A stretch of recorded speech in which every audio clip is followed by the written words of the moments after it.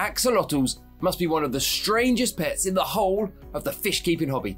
These curious little amphibians are instantly recognizable thanks to their unique external gills which protrude from the back of their heads. Axolotls grow from anywhere between about 6 and 10 inches in length, which is 15 to 25 centimeters, and they're available in a wide choice of colors, including their natural sort of grey-brown color, or golden, or albino, or leucistic. A well cared for axolotl can live anywhere between 10 and 15 years when it's kept in a suitable environment in the aquarium. However, don't be fooled by these guys' adorable faces. They are essentially voracious predators. They will eat any worms or crustaceans or snails or even small fish that come near them. They've evolved into ambush predators who sneak up on their prey, seemingly innocently, before bang, taking it. Hello friends, welcome back to the channel. If you're new here, my name is Richard and I'm a fish and shrimp and axolotl keeper based in the UK. So if you're thinking of getting yourself an axolotl, you might start by wondering what is the perfect setup to keep these curious little creatures in. Well, ideally, a single axolotl wants to be kept in an aquarium of about 20 gallons. 20 gallons is probably the minimum you want to keep these guys in. And you want to keep them in that size aquarium because they are surprisingly active. They do get out and about and they do grow relatively large. They can top out at 10 inches or more, which is about 25 centimeters. And they have fairly big appetites, and big appetites does typically mean big waste. The amount of waste they create would soon lead to a downward spiral in the quality of their water. So for a single axolotl, you really want to keep them in 20 gallons as an absolute minimum. Now you will of course want to enrich that environment with substrate and decorations and maybe plants. So what should you put in for your axolotl? Well, they do like substrate. They don't really like to live in a bare bottom tank, but we do have to be a little bit careful because these guys do eat the substrate. They will ingest pretty much anything they can put in their mouth. So typically we find that sand or very, very fine gravel is the best substrate for them. If you have slightly larger gravel, they can ingest it as they eat and become impacted. It can block up their stomach and their digestive system, which will ultimately lead to the demise of your axolotl. Now, when I kept axolotls a number of years ago, I wasn't aware of this. I kept mine on gravel and I never had a problem. But there is anecdotal evidence. There is lots of forum posts and blog articles where people do say they've had axolotls and the axolotls have ingested the gravel and they have sadly died. So bearing this information in mind, I would certainly always keep my axolotl on sand or very, very fine gravel. Now, the other thing an axolotl really wants is somewhere to tuck itself away, essentially a cave. Now, I personally use upturned terracotta flower pots, but I know other people will use pieces of PVC pipe or hides made from coconuts, but essentially anything that means the axolotl can tuck itself away. They like to feel safe and secure and have somewhere to tuck themselves away, to be fair, from potential predators. Of course, you can add rocks and pieces of aquarium safe wood to the tank to enrich the environment even further. Just be careful that you don't place any rocks that have really sharp edges, because axolotls, when they become startled, they dart away. They're surprisingly quick over a short distance, and they can injure themselves on sharp rocks. Now personally, I also add live aquarium plants to my axolotl tank. I've never had an issue with them eating plants, but I have chosen plants which are tough. They can take a bit of a beating if the axolotl does decide he wants to have a bit of a chew and have a bit of a go at them. I would never use fragile, delicate plants in my axolotl because there is a chance they will destroy them. But something like cryptocorynes, something like Java ferns or Amazon sword plants, something that can take a bit of a beating will be absolutely fine in case your axolotl does decide he doesn't want them in there.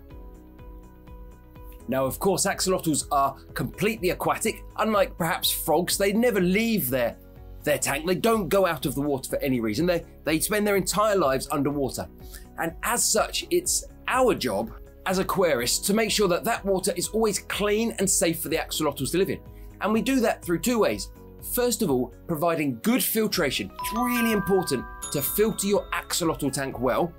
Although do bear in mind, they don't like a lot of flow. They don't want to be blasted all around the aquarium.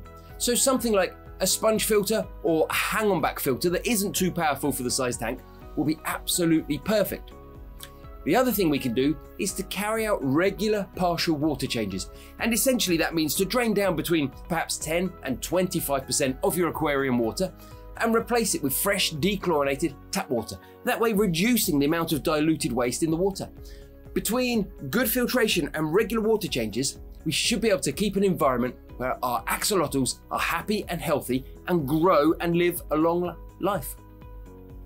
Now, interestingly, axolotls don't like their water too warm. In fact, they really don't like it too warm. They far prefer to live in an unheated aquarium than one that's running an aquarium heater. They really want their water temperature to be between about 60 and 64 degrees Fahrenheit, which is 16 to 18 degrees Celsius. Any higher than this, and they can become stressed, and stress will quickly lead to the demise of your axolotl. So it's really important, if you live in a tropical part of the world, you need to make sure you keep the water temperature down. Unusually for our hobby, in this case, it's about keeping the temperature low rather than trying to always increase the temperature and heat the water. Keep it low, keep them happy. Now, the other thing axolotls don't like too much of is light. In fact, they far prefer to live in an unlit aquarium than one with bright lights. The problem is, us aquarists, we want to enjoy our axolotls. We want to see them when they're out and about. So we have to somehow strike a balance between what the axolotl wants and what we want to be able to enjoy. In my case, I run 2 lights over my axolotl tank, but I've disconnected one of them, and I've placed some small pieces of polystyrene that I had to create some shade, some shelter from the light. That way, there is sufficient light so I can see my axolotl, I can enjoy my axolotl, and the plants can grow.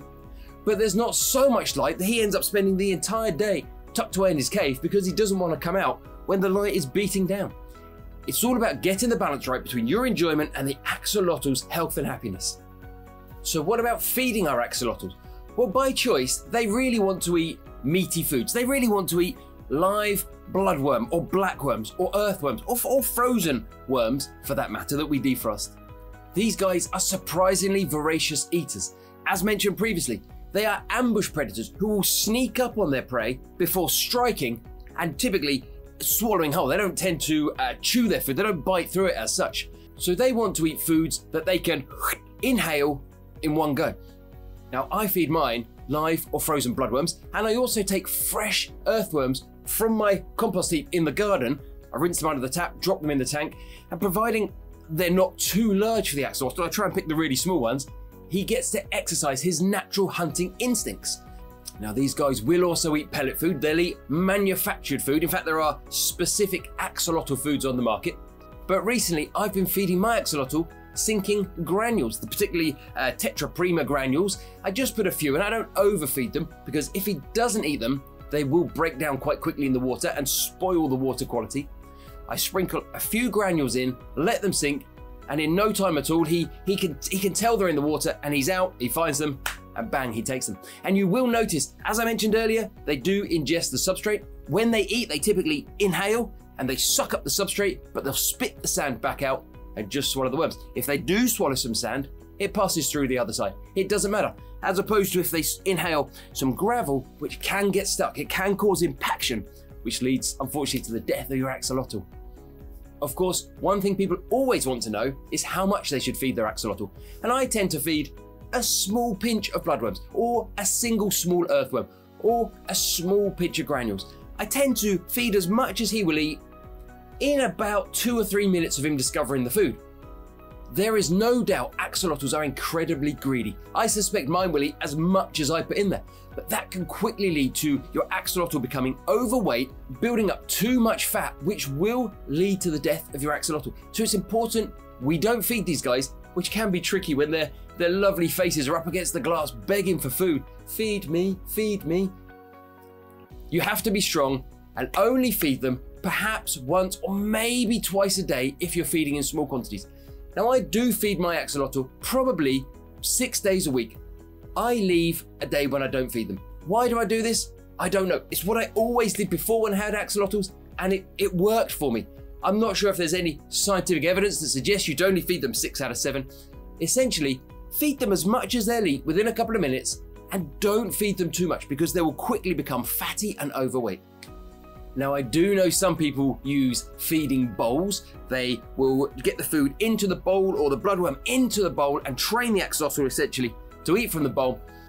That's not really something I've ever found to be necessary. I typically will just scatter the bloodworm in the tank or drop the earthworm in, and the axolotl finds them. Now, if you decide you want to breed these guys, they are relatively easy to breed in captivity. Axolotls typically mature at around 6 months of age, and you will of course need at least one male and one female who are both sexually mature. And when it comes to the actual breeding, the two axolotls will essentially enter into what is often described as a dance. They'll rub their bodies against one another. At the base of their tails, they have the cloaca, their vent, which they will rub against one another. And this typically goes on for anywhere between 30 seconds and a couple of minutes. At which point, the male will drop a small packet containing sperm, and the female will absorb that through her vent. Once she has absorbed the package that the male drops, she will fertilize internally, typically between about 500 and 1,000 eggs. And the gestation period is about 2 weeks. She will keep those eggs inside her body for around 2 weeks before she travels around the aquarium, laying the eggs on rocks or plant leaves or the substrate or whatever it might be. Now, after she's laid those eggs, she's done. She takes no parental care of the young whatsoever.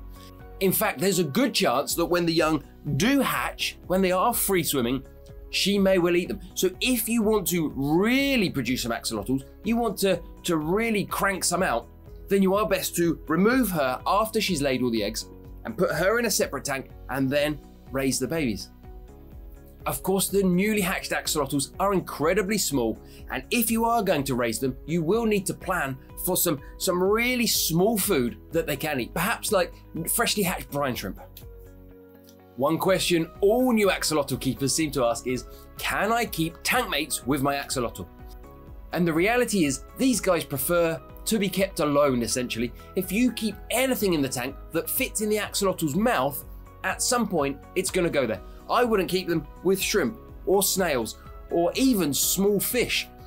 I know of people that have kept axolotls with guppies, and the axolotl will attack the guppies, and certainly it will eat any baby guppies that come along.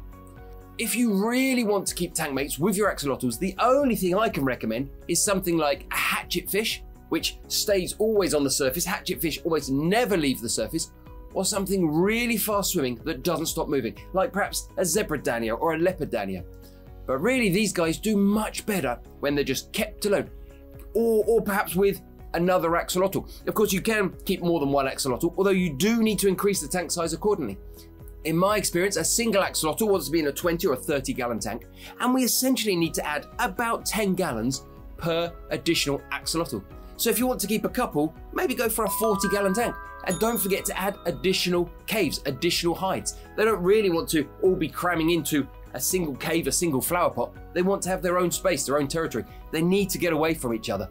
If you want to keep a colony, maybe you keep a 50 or 60 gallon tank, something along those lines. In my experience, the best thing to do is to keep an axolotl for the sake of keeping an axolotl, and if you want to keep fish, keep them in a separate tank. Don't try and cram everything into the one aquarium. Now, if you are considering getting an axolotl and you want to know the best way to set up its aquarium so it has a long, happy life, why not watch this video next?